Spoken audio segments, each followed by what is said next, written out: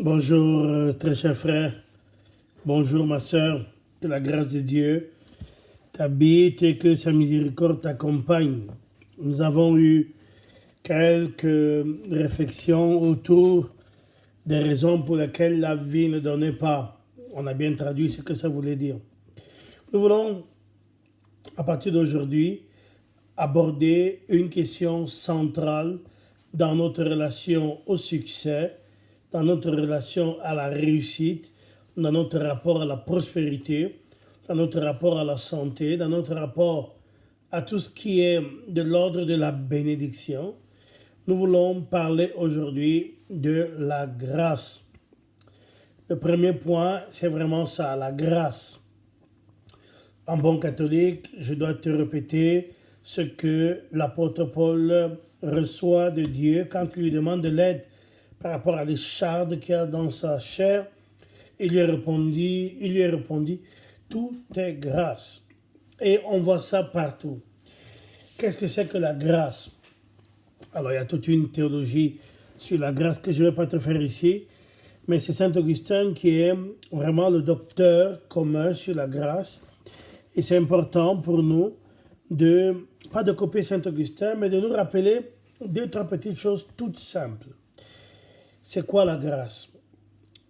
Je reçois depuis à peu près 15 jours un ensemble d'anciens prisonniers qui te portent leur certificat de levée d'écrou parce que le président leur a fait grâce. C'est-à-dire qu'ils étaient condamnés, ils étaient en prison et le président de la République leur a fait grâce. Le président a le pouvoir de grâce. Et c'est donc quoi le pouvoir de grâce? C'est ce quelque chose de présidentiel, de divin, c'est quelque chose de royal qu'on opère envers ceux qui sont condamnés. Donc, c'est quoi la grâce? La grâce, c'est vraiment cette dimension qui me sort de l'esclavage du péché et de la mort. Je crois que du point de vue de la simplification, je n'arrive pas à te dire mieux. C'est-à-dire que la grâce, c'est vraiment entrer dans la dimension qui fait que je suis sauvé. Et qu'est-ce que ça veut dire être sauvé? Ça veut dire que la trajectoire de mort, la trajectoire du mal et son impact dans ma vie ont été déviés. Déviés par quelque chose que je voudrais voir avec toi aujourd'hui, déviés par la dimension trinitaire. Je voudrais, comme on l'a fait dans les premières rencontres, je voudrais vraiment regarder avec toi quelques aspects bibliques à chaque fois. C'est que la grâce provient de Dieu le Père. Nous ne le dirons jamais assez. La chanson de Charles de Foucault, mon Père, en toi je me confie, c'est très important. Vraiment la contemplation du Père Philippe, qui nous dit dans Jean chapitre 14, en parlant avec Jésus, montre-nous le Père et cela nous suffit. Quand on regarde dans l'Apocalypse, le dernier acte que le Christ fait, quand tout lui est soumis, il prend tout et il le rend au Père. Le Père a tout donné au Fils et le Fils redonne tout au Père. C'est donc important pour nous de regarder comment la dimension de la grâce est fondamentale. Je prends 1 Pierre chapitre 5 verset 10. Dans 1 Pierre 5, 10, nous voyons vraiment, je lis à chaque fois la traduction du français courant, et au verset 10, il est écrit « Le Dieu de toute grâce, qui vous a appelé à sa gloire éternelle dans le Christ, après quelques souffrances, achèvera lui-même son œuvre, vous affermira, vous fortifiera, et il vous rendra inébranlable. » Verset 11, « À lui soit la gloire et la puissance au siècle des siècles. Amen. » C'est écrit Amen. C'est vraiment important pour nous de nous inscrire dans cette dimension. C'est vraiment par grâce que le Père, c'est une initiative fondamentale. C'est le Père qui a l'initiative de mon salut. c'est le Père qui a l'initiative de mon salut. L'apôtre Jacques va dire au chapitre 1er, au verset 17, quelque chose de l'ordre de cette excellence-là.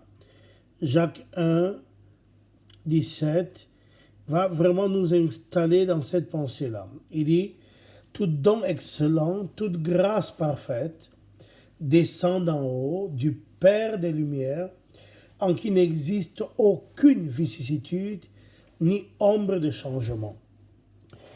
J'aime bien commencer, quand j'introduis la prière en improvisant, de temps en temps il y a des phrases qui reviennent, et là il y a vraiment cette phrase qui dit ce qui est important.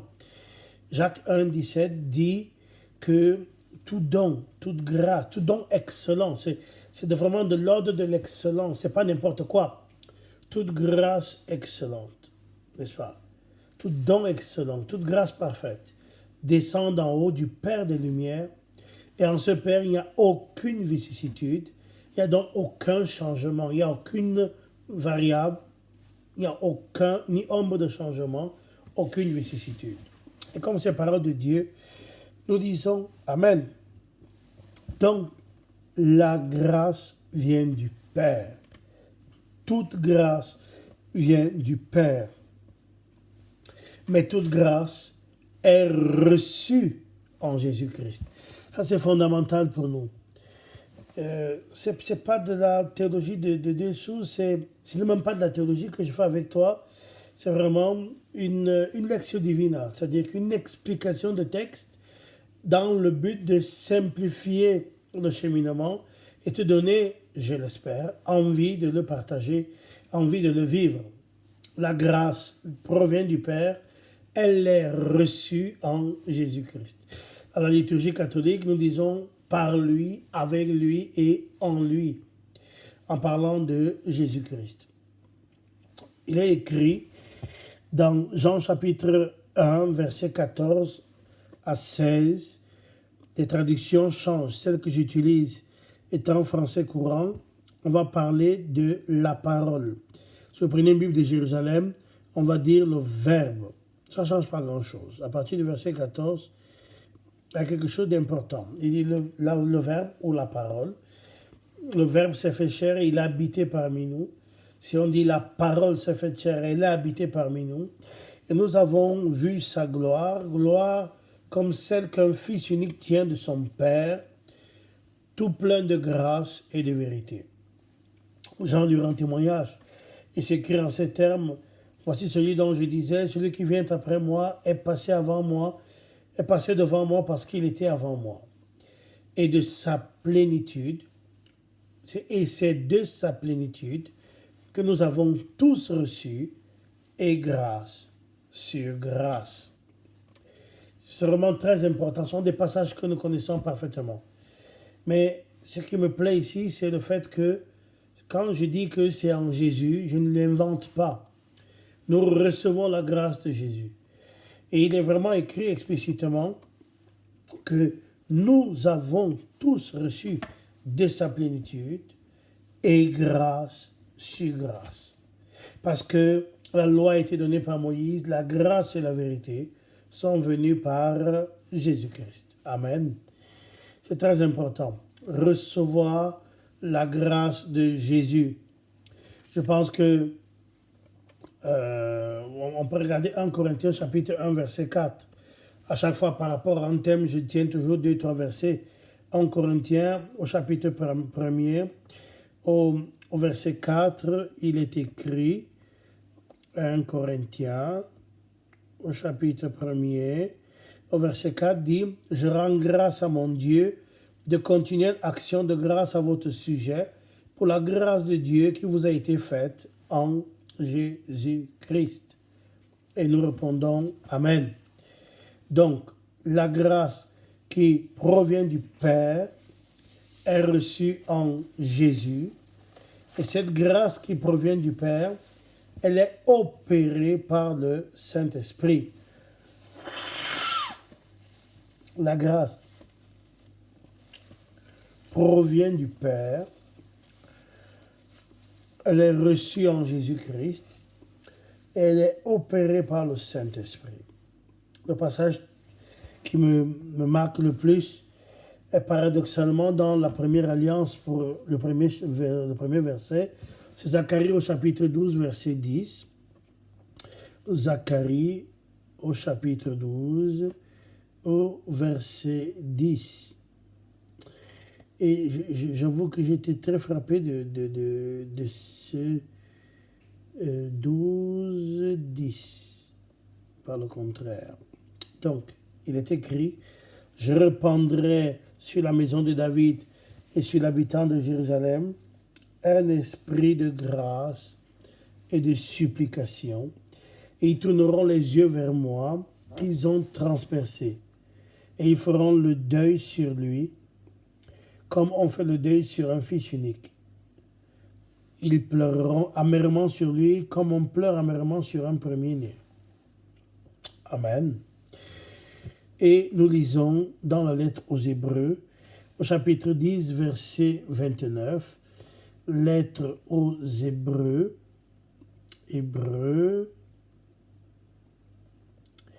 au chapitre 10, et nous lisons au verset 29, ce qui suit. Donc, je vous lis à partir du verset 28. Celui qui a violé la loi de Moïse meurt sans miséricorde, sur la déposition de 2 ou 3 témoins. De quel châtiment plus sévère pensez-vous que sera jugé digne celui qui aura foulé aux pieds le Fils de Dieu, qui aura tenu pour profane le sang de l'alliance par lequel il a été sanctifié, et qui aura outragé l'esprit de la grâce? Car nous le connaissons, celui qui a dit « À moi la vengeance, c'est moi qui paierai de retour. » Et encore, le Seigneur jugera son peuple. Là aussi, ça fait partie des thèmes, ce que j'appelle des angles morts de la théologie catholique.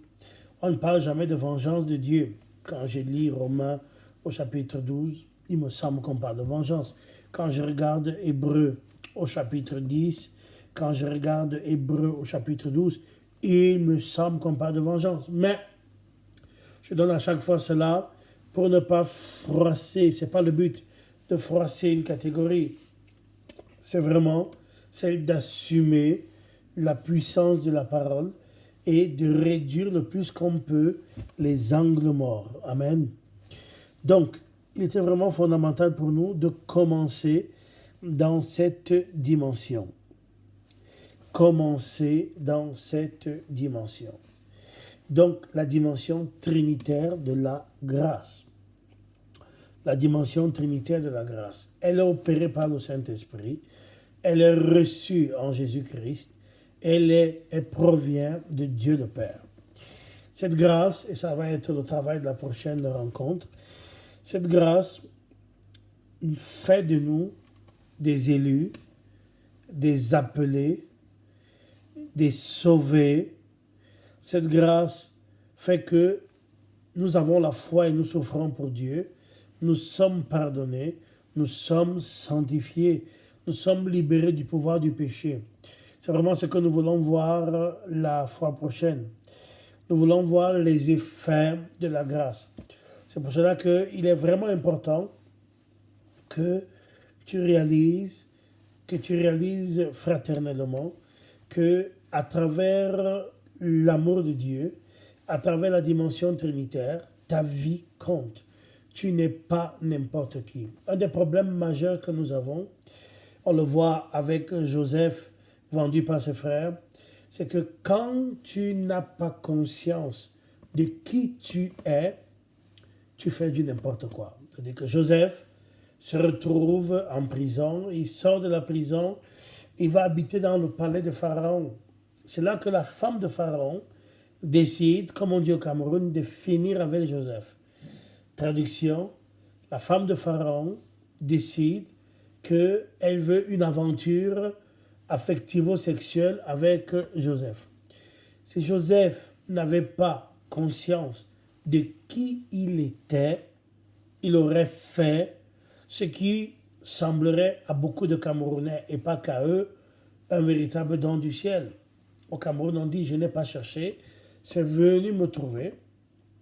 Or, Joseph, sachant parfaitement qui il était, n'a pas fait ce que le pharaon, sa femme, nous sommes en train de parler du point de vue de la symbolique des structures de péché, ce que les structures de péché attendaient de lui.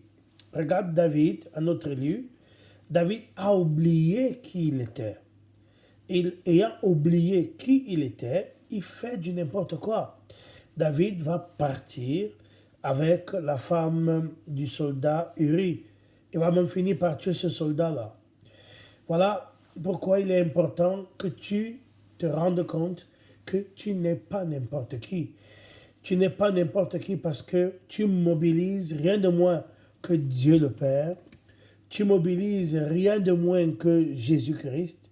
Tu mobilises rien de moins que le Saint-Esprit dans un projet très clair, te sortir de la trajectoire de mort, te sortir de la trajectoire du mal, dévier cette trajectoire et faire de ton histoire une histoire de gloire. Ça, c'est le cycle qu'on verra après celui que nous sommes en train d'appeler le cycle de la grâce.